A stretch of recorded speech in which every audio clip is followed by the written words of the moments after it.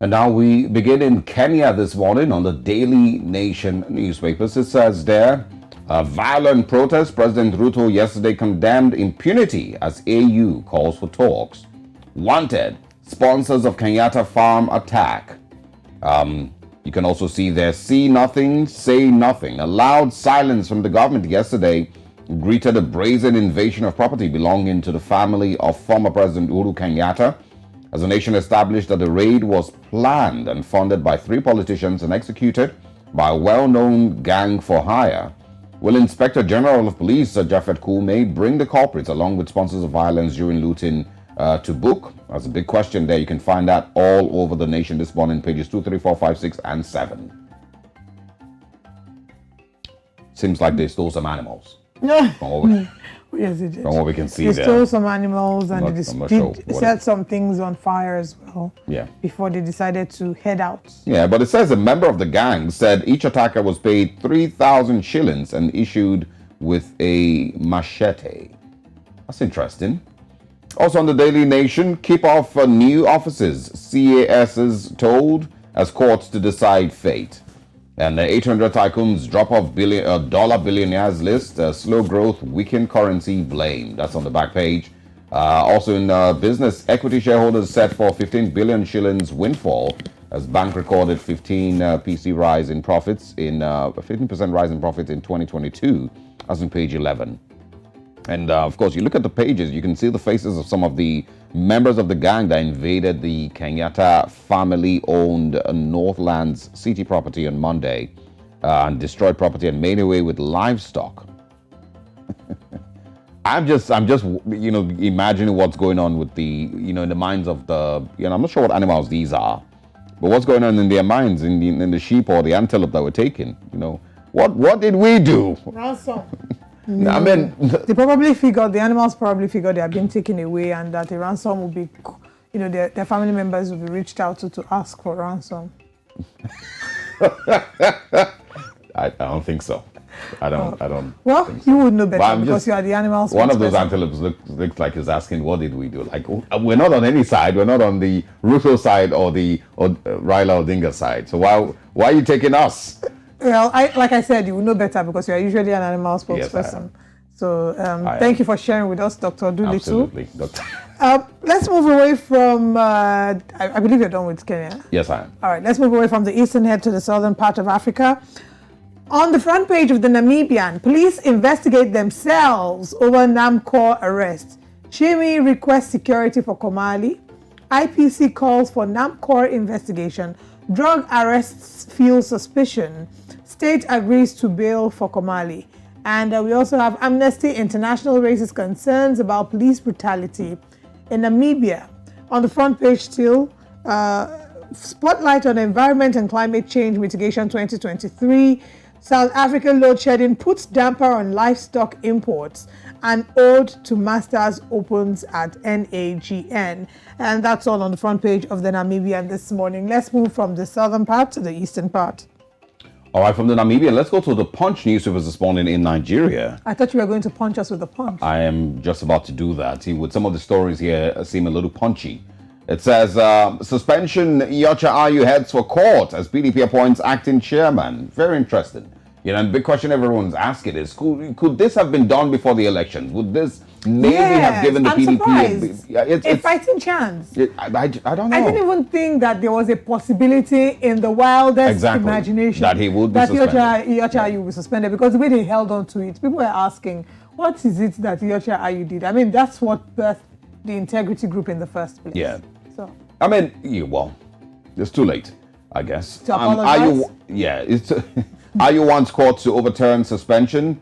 Damagum to run party pending judgment. PDP recorded worst electoral outing under Ayu. Embattled chair is weak and gone for good, says the G5. They're in the news again. Also for the government, $22 billion loan request rejected, says House of Reps, that's on page 30. We can also find here 1 dies, 7 injured as fire guts Lagos market. Rampaging Ogun kidnappers kill 2, abduct couple. Ramadan, Yobe reduces working hours for civil servants. Top of the screen, court cases won't stop handover to Tinubu. Shetima says the federal government. Stop fuel subsidy, revive refineries. Pengerson tells government. Finally, this morning, Labour shelves strike. Gives CBN fresh 2 weeks ultimatum. That's on page 43 of the Punch newspapers. Pretty interesting stories there. You can find on the Punch. And from there, of course, still in Nigeria. Let's see what's on the Nation newspapers this morning. All right, looking within the Nation Nigeria, the front page says Buhari, Tinubu well placed to perform as president. That, of course, coming from the outgoing to the incoming elects. President leads torrents of encomiums for president-elect at 71. Prayers to hold in Lagos. President-elect, I don't want to go into the details. So they're celebrating his birthday, right? It's because it's like they're celebrating him at 71. Yeah, so the president-elect normally has an annual colloquium on his birthdays, and it's happening almost every year. I'm not sure how long now, but it's been happening almost every year. But it has been cancelled this year, and it says that he says, according to the news, that it's been cancelled, so that Nigerians can focus on praying for Nigeria and some of all of that, which a lot of people find funny and have questioned basically, and of course there are conspiracy theories. There was also speculation of him having traveled. Yes, as well. So the APC and the campaign team have not, or his spokespersons have also not opened up on whether he is in the country or not, whether he is available for the birthday celebration or not. So I mean, it's just a lot of controversy. But when there is, and I would always say, when there is seeming lack of clarity and truth and openness, it gives space for conspiracy theories to create their own narratives, which may be false. Anywho, happy birthday to the president-elect, Bola Ahmed Tinubu. Still on the front page, Ayu steps aside as PDP national chairman. NWC appoints Damagun to act. Wike says he's gone.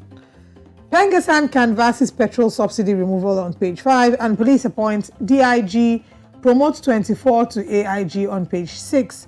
Two more stories here. We have President-elect's nominees Bagudu Edun join Transition Council.